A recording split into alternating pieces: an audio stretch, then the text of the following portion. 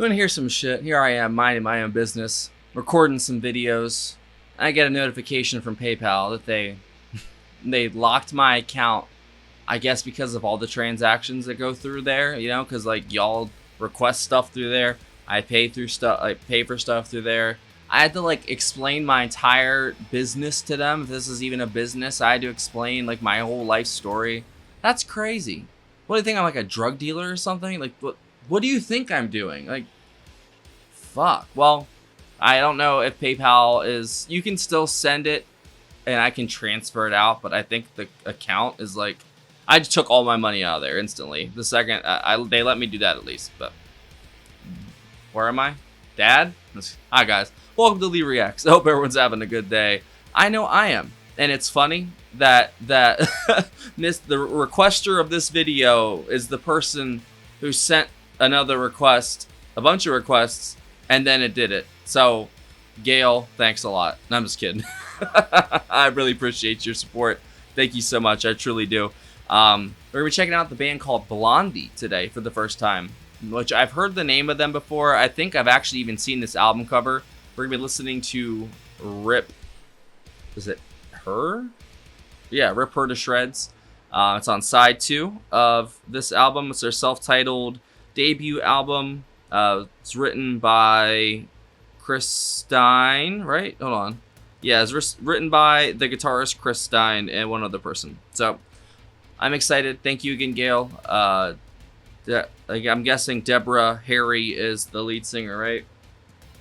Blondie. Y'all aren't subscribed.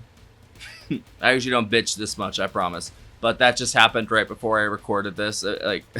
There's like a 30-minute gap between the last video and this video of me recording tonight because of that bullshit. Like, what the fuck, man? Oh, boy. It's okay, though. It's all good. That means I'm succeeding. That's how I'm going to look at it. All right. Blondie, Rip Her to Shreds in 3, 2, 1, go. Subscribe, like the video, and leave a comment.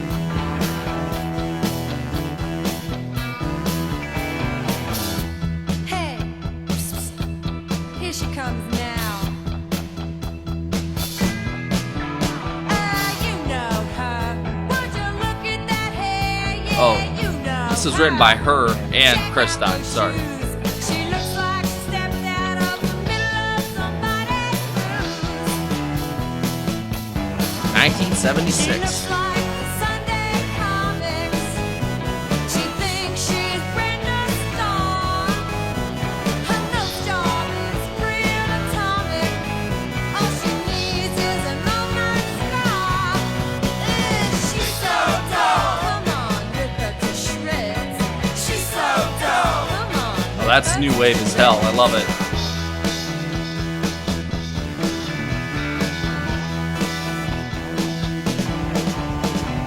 You know her, Miss Groupie Supreme, yeah, you know her. Vera Vogue on parade, red eyeshadow, green mascara. She's too Blech. much. I like her energy a lot. She looks like she don't know better. A case of partial extreme. Jimmy Destry on that organ. Damn. Acting like a soap opera queen.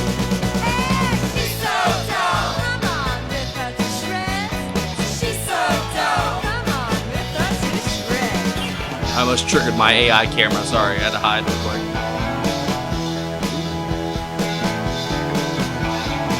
Whoa.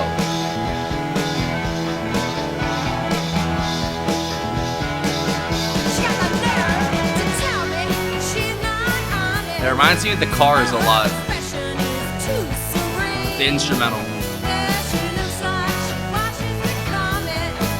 Always looking to create a scene. She's so dull. Come on, rip her to shreds.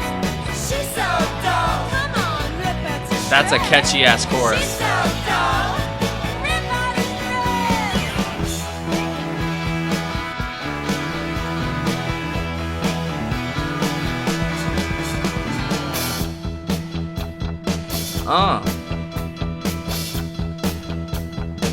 That's really good, actually. Holy shit. Miss Groupie Supreme, yeah, you know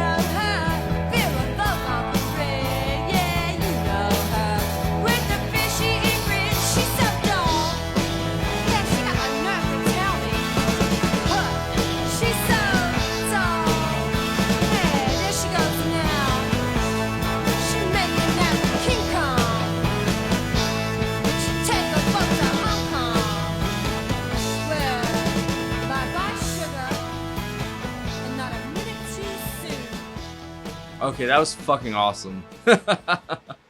Thank you, Gail. That was great. I'm not even gonna lie, I wasn't expecting to like that as much as I did. Um, I don't know why exactly per se. I maybe because I have like what I always say, like pop culture osmosis idea of what this band was. I might have heard some jokes about them, to be honest. I don't know where, but like if I think about that, the name Blondie and the band, like I don't know, it's not a I don't know, a highly regarded idea. But the thing is I don't know anything about them other than the name and the stuff I've heard about them. That was fucking awesome. First off, like that was really really good. That one section there, it like when everything she wasn't singing and just it was the guitar and the organ and the drums just together. The sound that they had instrumentally was great here. It was definitely new wavy. Reminded me of the Cars. A little bit of the Clash in there too. It felt like, even though this is from the '70s.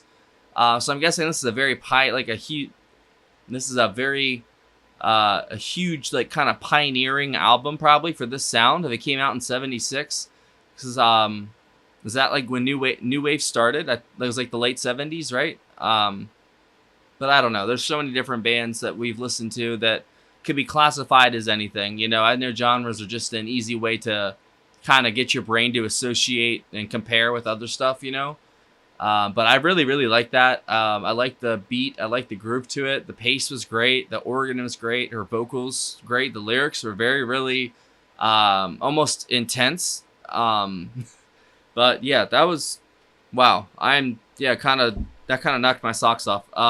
So yeah, Deborah Harry on vocals, Chris Stein on guitars, Gary Valentine on bass guitar, Clement Burke on the drums and percussion, and then Jimmy Destry on the Farfisa organ, grand piano, RMI piano, and the Roland synthesizer. Any of these people on this? Nope. So this was written by Deborah Harry and Chris Stein. And yeah, the second track on side 2. Man, that was fantastic. The drummer kept up with the organ the entire time too. That felt like that's what was really driving it, was the percussion.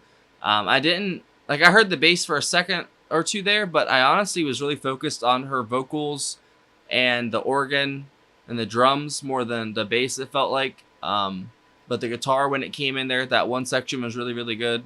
And that was all within like 4 minutes. It was under 4 minutes. That's crazy. I always love when songs do that. I'm like, fuck, that was good. And it wasn't even that long, because I'm just used to, I guess, long songs that take their time to get to a climax or whatever.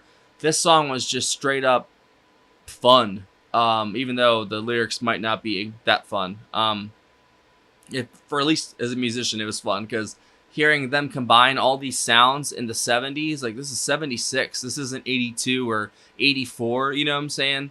This is, I'm guessing, a very, like a progenitor of a lot of new wave music. That's just my guess. I don't really know much about the subject, but if it's from 76, I don't know what the exact timeline of events for, genres and such are, but I'm learning. You guys are helping me so much in so many ways. I've learned so much. Like, I'm trying to put cultural context with the music that I listen to on here, so I fully get a full grasp of the situation, because it matters in a way. Like, who was president? What was going on in the world when this was released, when they were writing it? What was influencing them and their thoughts? Because we have thoughts that are influenced every day from the world around us and our environment and the things that occur, So it's always interesting to me to find out the background and the just the details, the context for these songs.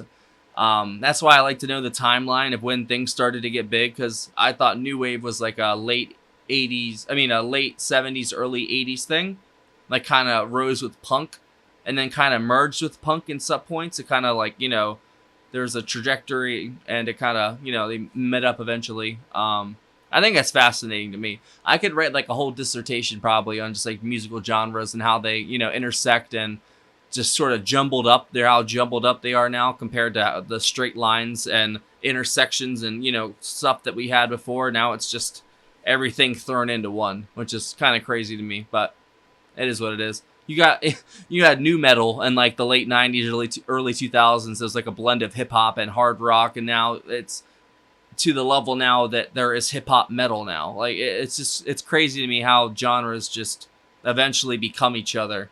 They just combined, you know? It's so cool to me. So yeah, if you guys have any, I don't know, context for this album or the climate that it was released in, or if this was a big album like for an influence on new wave bands, let me know down below because I'm actually very interested because that was very, very good. And thank you, Gail, for sending that in. I really like Deborah. This is like my first experience with her other than like, I guess, hearing about the band Blondie and blah, blah, blah. Like, I thought it was going to be kind of like a poppy commercial song, which, I mean, it had the appeal, I guess, of that. It could be that, but I didn't feel like that's what it was. I felt like that was just like a fun new wave song and really catchy. Like, I'm going to be humming that shit the entire night now. I already know. So, thanks, Gail. I appreciate you. I really do. And hopefully I get this PayPal thing sorted out. Like, y'all can still send requests and stuff in that way. I'll still honor them, obviously. I sent in all the info that's needed and everything, so hopefully everything works out. We'll see. I think that's it. If I had to say something that was my favorite, it would be her vocals and the organ, I guess. What was your favorite part of this song? Let me know down below. If y'all did not know, we have a Patreon right here. That is a picture of it. There is a link in the description. If you join the $15 tier or up, you get 1 free request a month. If you join any of the tiers, you get access to all of our blog videos, Patreon exclusives, full album reactions. There is hours and hours of bonus content on there. If you're interested in listening to me talk and listen to a bunch of music, Patreon's the place to be. And it gets you access to our super secret members-only Discord server if you want to come chat with me and the rest of the gang and hang out and talk shop. Do it. And there's also a PayPal link in the description, even though I bitched about them for the entire video. Yeah, you can send requests in that way still. So thanks for watching, guys. Have a good one. I will see y'all later. Bye-bye.